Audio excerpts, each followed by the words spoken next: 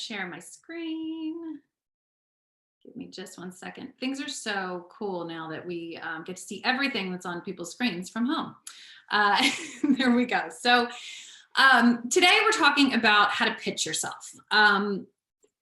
Essentially it's the same game. Like, you're pitching yourself every day, all the time, but this is really about how you can pitch yourself to the press in a way that you can gain greater visibility for you yourself as an individual brand, whether you work for a company, or whether you are an entrepreneur. We kind of are our brands. Like, no matter where we go throughout our career, we carry with us our reputation and our frankly these days our digital footprint. So I'm going to talk today in terms that some of you who might be journalism grads can understand. And when I was a baby publicist back in the day, and we actually still picked up the phone to call journalists, we used to have to answer 3 questions before they hung up on us. And it was, so what, who cares, and why bother, right? So for today's conversation, I want to kind of frame talking about, the benefit of being seen as a thought leader, being seen in the press, being visible in your industry or amongst your clients or referral sources, in that kind of couch it in those terms. So the so what about being visible, right, is that it used to be that your handshake was kind of your first impression, right? You used to be able to give a handshake, and if you had a nice strong handshake, then people respected you, and if you were kind of limp and greasy, then people didn't like that, right? But now your handshake, your first impression, is really kind of what people see when you're online. It's your LinkedIn platform, it's your website, it's your press hits that come up on your Google search. And so it really, so that's kind of the so what. It really matters what that visibility looks like. And who cares, right? Your clients care, your potential employers care, your potential employees care. People really do that digging before they sit down for even a Zoom coffee date with you these days. And so you can make a major impact on the people that you're going to be talking to by having a really strong digital footprint and platform online, and press is a big part of that. And the why bother. And I kind of started with that. And it's really that, like, this is a long game, right? I'm an entrepreneur, so I'm unemployable by other people ever again. But, I think it also comes down to you as an employee, right? Like, you're going to take that reputation with you wherever you go. And so having a great, quote in the Wall Street Journal, whether you're switching companies or, out kind of just trying to grow your own, is going to have an impact. And it's going to be something that you can take with you along the way through this kind of journey that we're all going on through our careers. So I'm also going to talk a little bit about thought leadership, right? And I use this term, and I like to level set around this term because it's kind of what I do and what we do at our agency. But earned media and press placements are a big piece of that. So the real definition of thought leadership is a critical business strategy that is an effective way to set yourself apart from the competition, right? And so what does that mean? It means you got to benefit from it in some way. It means that you have to be able to pick up clients or earn credibility or earn visibility by being known as a thought leader. And there's 4 big buckets that we kind of break that down into. And if you're interested, we have a part 2 coming up next week that maybe we can share in the chat. That's going to talk a little bit more around original content. But earned media, which is what we're going to talk about today, is really exactly what you think about. You're going to be seen on TV, you're going to be quoted in the press, your name is going to be out there essentially endorsed by a third party without you paying to play, without it being an advertisement. Original content is really things that you create on your own. So when you're interviewed by a press person, as we'll talk about in a little bit, you don't have control over what that end quote that they choose to attribute to you is, right? You have the opportunity to present yourself at your best to that reporter, but you don't necessarily control the story or the narrative that they're writing. With original content, you control all of it. So think about things like your website, your LinkedIn feed, your newsletter if you have one, any materials that you create in full stock, that's original content. Social media, pretty straightforward. Really anymore, we come at it from LinkedIn as being the main platform there. And I'm also getting up on my soapbox in January about that with another webinar. And then the 4th kind of bucket for the way that we couch thought leadership is speaking and presenting. And so it's really kind of being in front of the room, in front of a room rather, of people who are, again, potential clients, potential referral sources, potential employers, whatever that looks like for you. So in terms of thought leadership, that's kind of the broad scope. So I just wanted to level set. In terms of today's presentation, I definitely, there we go. I've lost my cursor. There it is. I definitely want you to frame it in terms of these three things. I want you to think about thought leadership as a business strategy. Think about press and visibility as a business strategy and a career strategy. I want you to feel like you have an understanding of what this really means. Like, how do I even start trying to get featured in a newspaper or a trade publication? Like, what does that look like? And I want you to feel like you have a real understanding for that. And then the last piece is I want you to do something about it. And we'll talk throughout the presentation a little bit more about small action steps that you can take to, to get yourself that great first interview or that great first quote. All right, and I keep hitting the wrong button. There we go. So in terms of earned media, again, I like to level set because I think people throw around a lot of terms and you go, okay, I know what that means, but you don't know what that means. Or at least people in finance seem to do that, and I always get lost. So earned media is essentially publicity that is gained through the promotional efforts of folks like me, who are out there pitching the press active stories about our clients. It means that you didn't pay to play. It means that you didn't, hire an advertising firm or, put a one-page ad in the New York Times. It means that a journalist or a producer saw you as an authoritative voice on a particular topic and wanted to feature you there because your information, your expertise is of service to the story that they're trying to tell and to the end audience that they're trying to reach. So that's kind of the rounded out definition of earned media.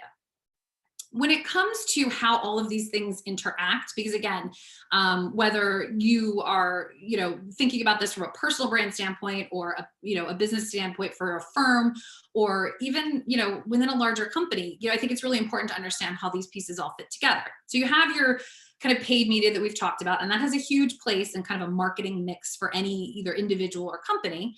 You have that owned media piece that I mentioned that has, website, anything you create full stock. And then you have that kind of organic or earned media, which is press coverage. And in an ideal world, again, your firm, yourself as a thought leader or a business expert in wherever your industry is, ideally that converged media space is great to be in, but sometimes it's not a fit. And so I think, earned media is something that is really available in many ways to anybody who's interested in pitching themselves to the press. So that's kind of how everything intersects. Earned media, believe it or not, I know everybody likes to talk trash on the press. I get it. But earned media still carries a tremendous amount of weight. It carries a tremendous amount of weight with other media, right? You see that same person being quoted over and over and over again. There's a reason. It's because, once you become known as that go-to person, everybody goes to you. And that's kind of the end game result that I think, most of our clients are looking to get to. How can they be positioned in a spot where they're the, Sanjay Gupta of cannabis, right? Like I know someone who's trying to achieve that right now. And how can you get to the point where the media is coming to you as that expert? But many of us are starting out really almost from scratch because we don't have that reputation. We don't have that credibility or that visibility with the press or even maybe in our industries yet. So it's really important to understand that it has a tremendous amount of impact on the press. It has a tremendous amount of impact on your network. And we'll talk about how to leverage some of these media hits within that network. But it also has really better visibility than advertising in many ways. Google search, as we were talking about that digital footprint, Google search has, weights that earned media, those placements from, Forbes, from Business Insider, from, the Wall Street Journal and New York Times, that's always going to come up if you're in one of those outlets at the top of your Google search results. And it's going to come up for a long time. A lot of clients who've been trading on a New York Times article for many years. So that's another benefit to it. There's also a lot of people, I want to say, I mean, this might be an outdated statistic, but like last year they were saying that 90 million people are using ad blockers. So even if advertising and paid media was something you were considering, it may not make it through the noise. It may not even actually be seen in the way that a great placement in, again, that trade publication, a podcast, could raise and elevate your visibility. All right. So here I've also included a couple of outlets, right? So when we're thinking about where to start and how to start, I want you to think about creating your own list of media. Now, we pay a lot of money to have access to a constantly updated, I'm using air quotes, it's not so great, constantly updated list of, or media database, right? And so, for someone who is just looking to, be starting to be known as an expert or a thought leader or starting to be quoted in the press, it doesn't make sense to invest in that. So I'm going to give you guys a couple of tips and tricks for how you can kind of shortcut that and not boil the ocean of going out to every journalist on the planet, but really figure out how to contact and approach a short list of outlets that are really appropriate for you. So again, don't boil the ocean. Don't plan to go out to 20,000 media contacts, because they're going to block you and they're going to consider it spam. But where you can start is look at what columnists, writers, podcasts, blogs, what outlets in those categories are not only important to you and where you want to be visible, but are also important to the people you're trying to reach. Everything as a thought leader, as a salesperson, as someone who's looking to build their brand, everything is about that end audience, right? So if you're direct to consumer, you're going to be thinking of very different publications and media outlets than if you are really just looking to reach your referral sources and they happen to be other lawyers, right? So attorneys are reading law.com. If that's your audience, maybe law.com is a great outlet for you to start looking at to see how they're covering certain topics that you could comment on, to figure out what columnists are covering matrimonial and family law, or what are what artists what writers are on Bloomberg are writing about tax planning, for 2021. So you want to really look in on those columnists and writers and figure out who they are and start following their stuff, meaning subscribe to their, news feed if they have one, check out their Twitter feed, set alerts so that you're getting the content that they're writing, so that you can really familiarize yourself with, exactly the kind of stories that they're putting out. And then again, back into being of service as an expert to them for future stories. So that's kind of an easy, cheater way to kind of reverse engineer it. And I joke that PR people are kind of professional stalkers. So don't be totally creepy, but it's okay to engage with them, especially through social media. A lot of, journalists are really active on social media. And so it's a great place to, start that relationship by even just kind of stroking their ego and commenting on a story that they wrote that you like. Another thing to think about is, so really just start that contact list, start it with 3 or 5 different, people, or 3 or 5 different outlets. If you're, haven't even drilled down to the writer or the, producer that you're interested in approaching. But start with that small list and just start monitoring that so that you get an understanding for their kinds of coverage. Hey, Lauren, I have a question that came in. So before we move on, I wanted to ask, what about the options to pay to have access to media databases? Do you think it's worth it? And how much time do you think they should spend per week on this list or reaching out to people? So paying for access to a Muck Rack or a Cision, or any of these big databases, I mean, you're talking for one seat, it can be like $8,000 for a year. So it's just, it's astronomically expensive. When we talk down my list a little bit about Harrow, that's kind of a good, cheater way. And I'm using cheater because I think a lot of people know about Harrow, and I'll tell you exactly what it is in a minute. But I think there are other ways to do it. And with journalists being essentially kind of rewarded and graded by the spreadability of their press, they make themselves pretty up and out, many of them, on social media. So it's not as hard as it used to be to track somebody down. So I would say for most people, paying for a database like that is probably just off base. there's better ways to do it. And the second question was so in terms of how often, we'll talk about that in a minute, because I think what's most important is not necessarily saying I'm going to make 4 hours a week of my time, dedicated to this. It's quality over quantity. It's, do you have a story? Do you have something to say? What are you commenting on? How are you building a relationship by being of service? And I keep repeating that because it's one of my key phrases. How are you of service to a particular writer or producer or news outlet with your expertise? So it's more about kind of judging that than it is dedicating X amount of time a week to it. Now that's, again, if you're not a PR agency. And PR agencies, we have a whole other set of kind of best practices. But I think for the purposes of this, it's really quality over quantity of either time or even the number of media you're reaching out to. Are they the right people?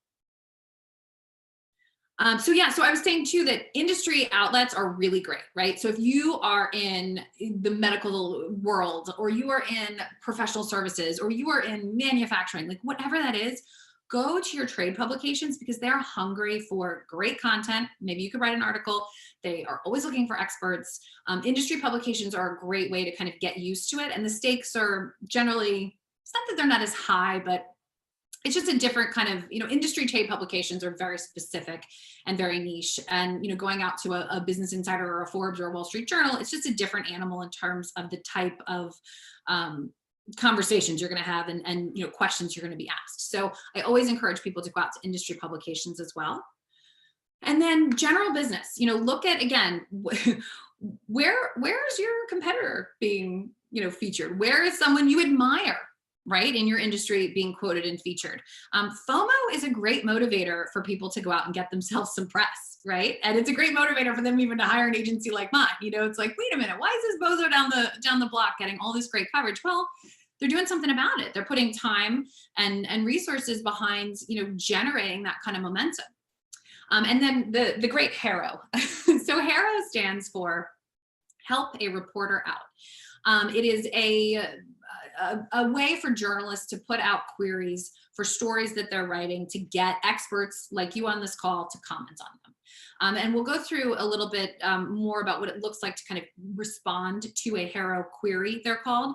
But what's interesting about HARO is you've got New York Times writers, you've got Today Show producers, you've got trade publications, you've got websites and podcasts you've never heard of, and they're all using this service. All of these journalists are using the service to get access to information and experts. And so when you sign up for this service, you can go ahead and actually specify the different beats. So you can get a finance update, a business update, a health and fitness update. You can kind of slice and dice the kinds of queries that you want to be receiving. And then you can also decide how often you want to receive them.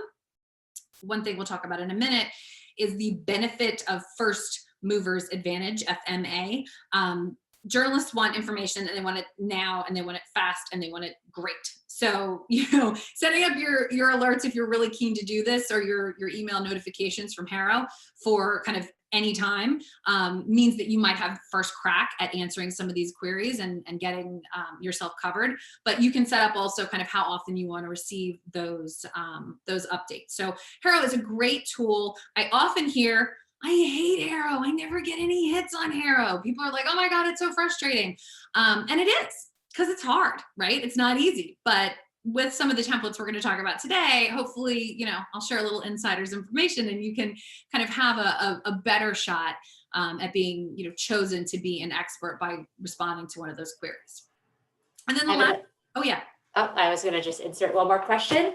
What about emerging technology like UV and germicidal lighting to combat the spread of COVID? You mean as a topic? I don't know if Derek is, I don't see everybody's faces. Do you want to add to that, Derek? I mean, it's definitely a hot topic that people are writing about right now. So, they're more to offer to a product, he says. Say that again? To offer as a product. I mean, yeah, absolutely. I mean, I think, look, you can pitch products just as easily as you can pitch your expertise. So, I think all of this definitely applies to that. And I think for that topic for right now, that's a great thing to be going out with. You know, again, anytime you pitch, as we're going to talk about in a minute, it can't just be, here's this product, it's so great. You know, you have to kind of couch it in how the information, whether it's you as an expert, the product or service you're offering, how that is of service to the end audience. They're going to write about it because it's important. So you have to tell them why it's important. So a topic like that right now, I would wager to say you'd be able to find, you know, if you pitch it the right way, probably some people who are very interested in it. And then the last thing I was going to say is Twitter is a great source. I think the only people that love Twitter as much as Donald Trump are the media, right? So Twitter is a great place to not only engage with press, but also kind of get, you know, they'll put up, a lot of media will put up a query looking for so-and-so, want to talk to this person. So start following press that are important to you on that platform, and you may get, you know, kind of a sneak peek about what they're working on there as well. So in terms of pitching, there's a couple of rules. I'm going to call them rules. I'm going to go that far. We could call them best practices, but I'm going to go with rules that I think are really, really important to remember. And the next slide is actually going to really dig in on what these pitches need to look like in order for you to get a response. So that's, we're going there. But in terms of kind of zooming out on how to pitch yourself, how to pitch your product, how to pitch your business, that first mover advantage is really important. We talked about HARO. Obviously, those are journalists with specific stories and deadlines. So answering those quickly and being, you know, ready to pounce, as it were, is great. But also, if you're starting to follow these press outlets, you're starting to kind of monitor these writers, these columnists, these podcasters about what they're talking about, you know, you want to move and be kind of at the front end of that story. You know, if you've got, again, like a great COVID product, you know, you want to take advantage of that news cycle and be one of the first people to reach out and say, hey, here's what we have, here's why it's different, here's how it's helping people. So that first mover advantage is important. When you are pitching the media, keep it short, like keep it short. Do not send them pages and pages of stuff. No one's going to read it. Worst case, they're going to like block you. Just keep it short. And we'll talk about specifically what that means. Templates are your friend. Templates are fantastic tools to be able to have that first mover advantage. If you've got a template that you can kind of plug in and out of in terms of, you know, and we'll show you this in a sec, but, you know, if you can have that template, that means writing that email is a really shortcut process, you're going to be able to move faster on these opportunities. When you're pitching you, yourself, your product, your expertise, your service, keep it on topic, right? If you know that a writer covers, you know, if their main focus is personal finance, you're a personal finance expert, you want to keep it on topic, but you may also want to allude to or tell them, you know, here's chapter 2 of this story. Here's what people really aren't talking about. Here's a point that's being missed in the coverage of this particular topic, right? So whether you're responding to that HARO query or you're reaching out, you know, be really focused, but if there are other points you want to make, you know, include a bullet with that information. If it's, again, of service to that reporter and of service to that end audience. And when you're pitching, do not send attachments. I think when you respond through the HARO platform, they don't even let you attach anything, but use links. So link to your LinkedIn, link to your company page, link to your bio on your corporate page, you know, show and don't just tell them you're an expert, but don't overdo it. So moderation. I think the other thing to remember too, when you're dealing with the press, and this sounds kind of silly, but it's important to remember, like, follow through, be authentic. They're people, right? Like, don't be a jerk. Don't ask them to do too much, right? And we'll talk about this a little later on, but, you know, essentially, like, if a reporter writes about you and you want a correction because you don't like how it looked, it's not going to happen, right? And you're going to burn that bridge. So, you know, if it's a factual inaccuracy, you can always ask for that as a correction. But in terms of, you know, keeping a relationship going, just remember that, you know, almost think of them as like a client, right? You know, this press person could really do tremendous or add tremendous value to your personal brand, to your business's brand, to selling a product or service. So, you know, just really remember that, and don't make it all about, you know, taking from them. Like, what is it that you can do for them? How can you give them another source? Was there an article that you also read that supports your point? You know, how can you kind of follow through, be authentic, and be of service, but don't be boring. And I know I just have to remind you that, like, don't overload them. Make sure that you're light, you're short, you're sweet, you're to the point. Lauren, can you explain what FMA means? Yes, first mover advantage. Thank you. Act fast. Respond to that query when it comes in. Get on the front end of that story. We had a transportation company that we were working with a few years ago, and there was a big news story about something that was going on in their industry, and we said, we got to jump on this, we got to move now, like this is really important. They were kind of a alternative to Uber, and so anytime Uber was in the news, we could offer a counterpoint to that. We could offer something else that would tell a different story and highlight our clients' expertise and points of difference. So move fast. The media doesn't, they're not going to wait for you. So the elements of a written pitch, you should always include a little mini elevator pitch. What is it that you can get out of your mouth in 15 to 30 seconds before they hang up on you? How can you have that written out really concisely and clearly? If you're not responding to a specific query, right? Like we were talking about Harrow, we're talking about Twitter, like places that journalists will ask for specific information or expertise. Present a problem and a solution. Say, and one of the easiest ones to think of, right? Like it's January, everybody's going to go back to the gym. Why is your gym different? Do you have a retention rate at your gym where 100% of your people that signed up last year are still members of your gym? What the problem is? People sign up for a gym and by March they're all gone. What is your solution to that? What are you offering as the counterpoint to that particular issue? And you can play that game with kind of any topic and tie it into whether it's seasonality, news cycle stuff. What are you answering? What are you solving? Not just for this press person, but what are you solving in terms of the problem at hand in your industry or based on your expertise or your product or service? Always use bullets. Do not send paragraphs. Please use bullets. I'll show you in a minute. And also respond quickly. Again, time is of the essence with this stuff. It really matters how quickly you respond. So here is an example. So Beth is my mentor and she's amazing. And I have a lovely mother and I never knew I needed to be adopted, but she's my business mom. And she's just fabulous. And she runs an amazing advertising agency called BrandU. She has had clients, in all of these different industries for many, many years. She really knows her stuff. And I want to say it was last year, or maybe it was 2 years ago. Time is very fluid these days. But she had there was an Amazon ad that came out that people had accused Amazon of kind of giving up the jig on Santa, right? They thought that there was controversy around this ad because it kind of led on that Amazon might be part of mom and dad's arsenal. And it was controversy, right? So we put her out as an expert in advertising who could talk about this.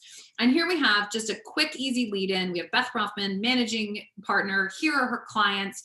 We've got a link to her website and her LinkedIn. Here's her answer to the question, right? Here's her answer to the query. The query was Amazon right or wrong? And she says, I always encourage my clients to push the boundaries. That's how you get out there. They towed the line. Like she gives a very clear and concise quote, which they could almost even lift. They really usually don't. They want to talk to you to get more information. But here we've already given an answer to, did Amazon screw up? Were they right? Were they wrong? Then we've also talked under here with bullets very concisely about the other things she can talk about, right? How they've done how they've handled sensitive topics in past ads. Pepsi, I think when we had sent this out, had that big thing with like Kylie Jenner or something. I don't know. I'm not a Kardashian fan. But there's a difference between an ad controversy and a crisis for a brand. She can speak to that.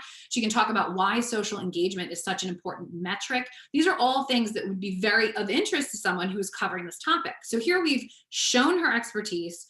We've told them exactly why she can speak to these. We've given them the answer to their question that they posed, and we've told them what else that she can talk about. Clean, clear, concise, to the point.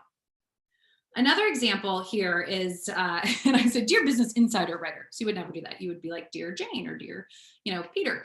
But you want to, you're pitching, let's say cold for the first time, a writer, a columnist, a podcast even that you're interested in being featured in. And you're going to tell them who you are and what you can talk about that could be of interest to them, right? So this was right after the Bezos divorce. And this was a dummy one for a client of ours. It's a family and matrimonial practice. And, we're reaching out. We are telling you our unique points of difference. We're telling you we have 15 years of experience. We're telling you we are all female attorneys. And we're telling you that we know about high net worth, high stakes divorces. we're also going to tell you what we can talk about. We're going to talk about how millennials are, deferring marriage. What can millennials who are kind of hotshot young up and coming entrepreneurs or have dreams of that or have their side hustle, what do those kids need to know about divorce, and what can they learn from the Bezos divorce? So we put together, these couple of key points that they can speak to. This is very timely. This is, offering that strong point of view. This is, giving real nuggets that are not answering a question necessarily, but kind of teasing out ideas that may spark something with a reporter and say, wow, okay, I'm going to talk to this person. I'm going to give Jane Smith a call at Smith & Smith, Matrimony and Family Law. And so this is kind of how you can tie into those hot topics. A lot of things are what we call evergreen, right? So divorce is divorce, right? It's not, it's not a new topic. It's not an old topic. It's just a topic. It's a fact of life.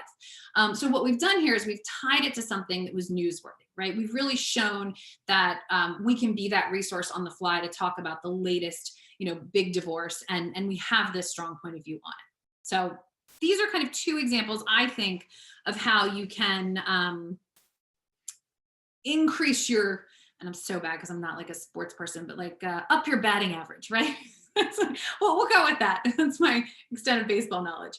But these are kind of, like I said, examples of how you can increase your chances of getting a response from the media and having them, give you a call for the interview. Any questions on that before I move on? No? Awesome. All right. So you got the interview. Yay! Congratulations. We're so excited. You're going to jump on the phone with, Tim Ferriss. Like, woo, that's so exciting. I mean, that's really exciting. Tim Ferriss has a fabulous podcast. Now what, right? Now you're getting your first interview. Maybe it's a broadcast interview. Everybody's doing now, these Zoom interviews, even podcasts are doing a video component often to their interviews. Or maybe you're just getting on the phone with a print reporter, but what do you do, right? Like, how do you not screw this up? I think one thing I always tell people, it's always on the record, no matter what you say on this call, on this podcast, in this broadcast interview, it is fair game. I had a lovely client many, many moons ago who was an author. He had written a book called The Quiet Millionaire. He's a personal finance expert, really amazing guy. And he was from Cincinnati. And he was on the phone with the Cincinnati Enquirer, and something happened and they were talking for a really long time. And I had to go. Like, I was monitoring the call as his little publicist. And he said, okay, well, we're just gonna wrap up a couple more minutes. And I was kind of reticent to get off the line, but I hung up and he called me an hour later. I was like, oh my God, we talked for another 30 minutes. It was so great. And all I could think to myself was, dear God, what did you say? Once you had been on the phone with someone for an hour and change, like, what did you say that she's going to use as that headline, as that kind of hook that got, when you got real comfortable at the end and said something that you thought was kind of flippant and cute or whatever. And oh my God, what did you say? Well, it turned out he made some comment about like cat litter. I don't know. It was something completely off brand for him. And she used it as the headline. Like, she used like one of his kind of offhand comments at the end of this whole conversation as the headline. So it's always on the record. Anything that you say on that interview is fair game to be printed. So just always remember that. Avoid, and these sound basic, but I've seen them all happen. Don't be sarcastic. You're not a comedian. Like, don't be cute, right? It's just not, like, it doesn't play well. We had an incident with a Forbes writer one time with a client who has a spectacular sense of humor. And I mean, it was crash and burn. This reporter was just totally thrown off by this very funny, but not their brand of humor comment. And it didn't go well. Don't use foul language. I had a client who dropped an F-bomb on an NPR interview once. It didn't go over well. They weren't happy. Don't volunteer negative information. Again, sometimes it's hard to anticipate this, but if somebody's asking you about a competitor, right? Like, even if it is your competitor, you don't want to speak negatively about them. It doesn't play well for your brand. Again, as a person, as a representative of a company, as someone who's selling a product or service, any sort of negative information is just not a good idea. So we'll talk in a minute about a lovely technique that might help you in other areas of your life too, called bridging. And that's a great way to kind of avoid having to offer negative information if you're caught off guard by a question. I would also say prepare. Like if this is not something you've done before, practice. Like come up with a couple of questions. You just sent out a pitch. You told that press person what you were going to talk about and your area of expertise. So, answer some of those questions. Record yourself on a Zoom and look back at how you answered them. Notice where you missed the mark. Have in front of you, especially if it's, if you're just jumping on the phone, have some notes. Know that you want to hit these 3 talking points. Have some data points to hang your point of view on. Make sure that you've really prepared and anticipated for any kind of questions they could ask. Look, you could always get a curveball, but chances are, it's if you're not a politician or a celebrity, nobody's looking to get you. It's going to be like one of those things like, haha, we trapped, Judy Heft by having her answer a question about a competitor. It's not, hi Judy, I'm calling you out. But they're not gonna try to get you. What they're trying to get is good quality information, a great expert resource and information that's gonna, help them write their story. Interview do's and don'ts. And again, this is, I think, most important for broadcast or audio interviews, but it also, is something to keep in mind no matter what. Speak slowly. Do as I say, not as I do. Speak slowly. Be positive. You can actually, there's a statistic out there that people can actually hear you smile. And even if you're hearing someone smile, you're more likely to accept information from them. The statistic is you're 90% more likely to accept information from someone with a smile, right? So if you can hear that smile, even if it's over the phone, it's going to make a difference. Be succinct. Make your point and stop talking. Now give them something. Don't make them kind of pull it out of you. But if they've asked a question, give them an answer and zip it. As I said to my son, zip it, lock it, and put it in your pocket. If they want more information, if they want clarification, if they want to know more, they'll ask. And if you feel nervous, don't ramble. Again, that's where the preparation piece comes in. Have handy in front of you those key points. Have some references if it's data, if it's even another article or something that supports your point of view. But don't ramble. Take a deep breath. Remember, this is a person. And again, most interviews, unless you're live on TV, you have a little bit of leeway as long as you're being professional. Avoid technical jargon. Now, this is one that comes up a lot for our clients. We work with thought leaders, we work with experts, and they throw around acronyms and terms and all this other kind of stuff. And even if I'm a reporter that's covering personal finance or covering art and antiques or covering whatever I'm covering, I may be my 3rd day on the job. You don't know that, right? And we had an auction client of ours that we worked with, and they were frustrated because they had gotten off the phone with the arts reporter for, it was, I want to say it might even be the LA Times, right? And the person just wasn't versed in photography, and they just they didn't know what vernacular photography was. They were just, for an arts reporter, they were a little bit green. And our client got kind of frustrated by it. They said, no, this is an opportunity, right? So instead of looking at it why doesn't this bozo reporter know what I'm talking about if they write about this stuff all the time, think about it on the flip side. How can you be a great educator and a great resource for them? Oh, so you're new on the job. Wow. Do you know about this? Can I help you with that? In case you aren't aware, this is what we're seeing as the latest trends. How can you, instead of throwing jargon at somebody, how can you become someone who's educating them and helping them and of service to them, even professionally in that way? And just kind of keep that in mind. So have patience, and definitely don't use the jargon, because you don't know what people know. I mean, I defined thought leadership for you guys. Maybe all of you know what that is. I don't know, but I want to level set, and I want to make sure that who I'm talking to understands the message that I'm trying to get out there. Avoid verbal tics. Watch your ums and your ahs and your ohs and your oohs and your likes. And do as I say, not as I do again. But it's hard, and I think what happens a lot of times is nobody wants to listen to themselves. But if you have done a podcast interview or you have done a broadcast interview, go back and listen to it, and don't be hypercritical, but notice if, there's something that you're doing a lot. If you use a certain phrase over and over again, if you are wiggling in your chair too much and you're on TV, it's not a good look. And so I think just being aware of that is really important. I think the last thing is this technique called bridging, which I love. And I make the joke that it works on spouses and small children just as easily as it can work with the media. So it's kind of a good, a good tip or trick. And if anybody's watched a politician not answer a question, you've watched them bridge. If anybody's watched a celebrity who doesn't want to talk about their recent breakup, you've watched them bridge. So when it comes to bridging, it's really all about using these phrases to take the question that you don't want to answer and turn it into a point or a talking point or a message that you want to be sharing, right? And it's just that little turn of phrase that can actually make a big pivot in the direction of your conversation and your interview.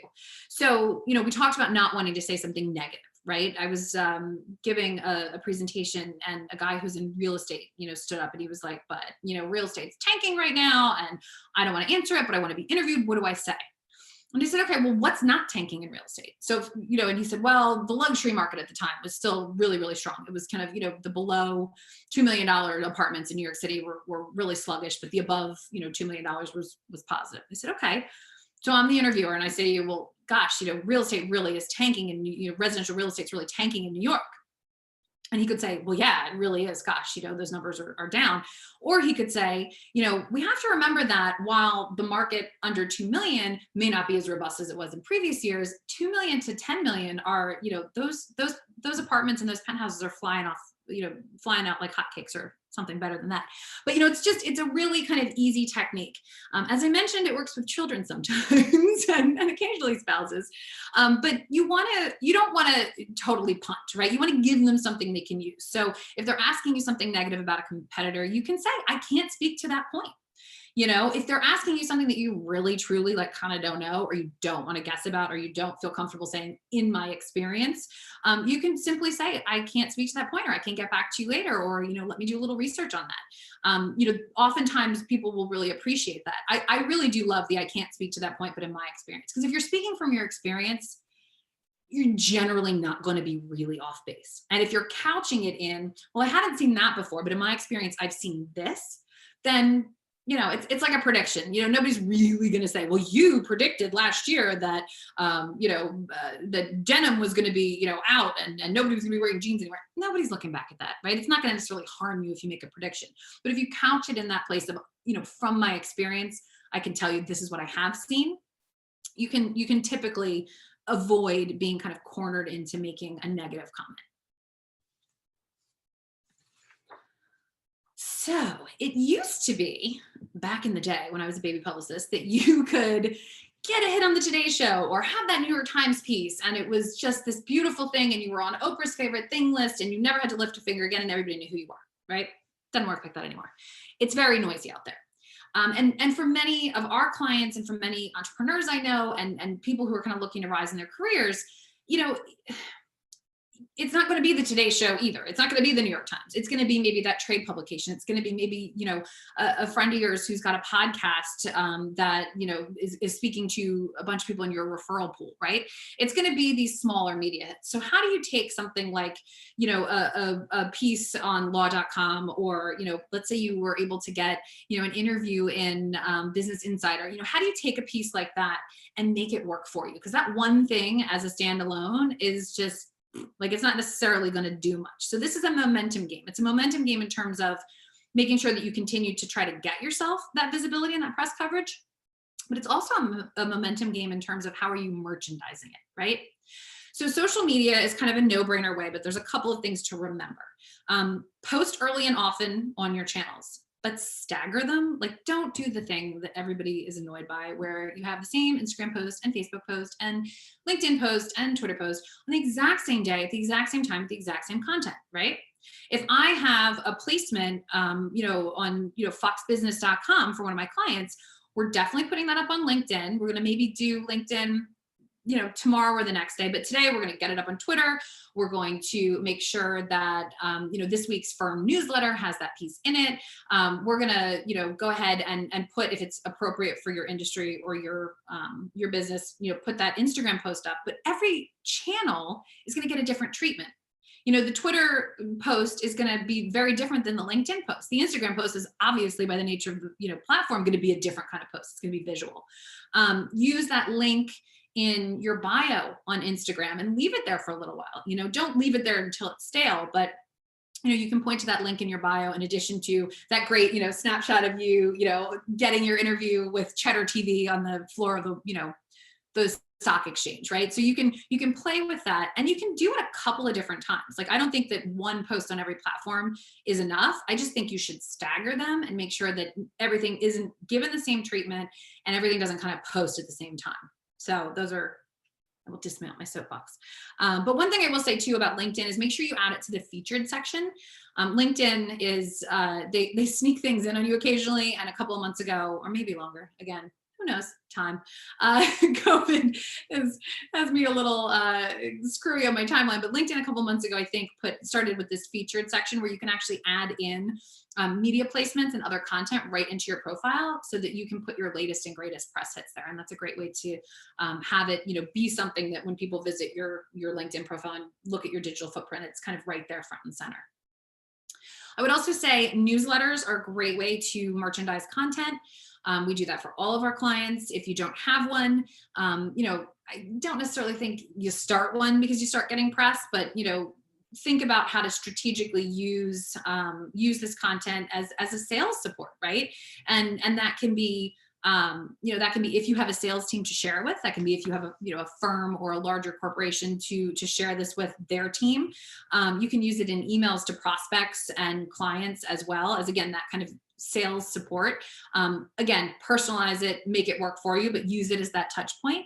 And you can actually even put it in your signature. You've probably seen people, use that as kind of as seen in, as featured on, as quoted by, and use that logo, right? The logo is a very powerful tool for this kind of, for media placements. People recognize those logos off the bat, and all of a sudden, it triggers that, oh, okay, well, all right, so he's not a slouch. I got him. He's been quoted in Forbes, or, check out my column on Forbes, check out my column on Thrive Global. Put those things in there. Just don't leave them in your signature so long that they get stale.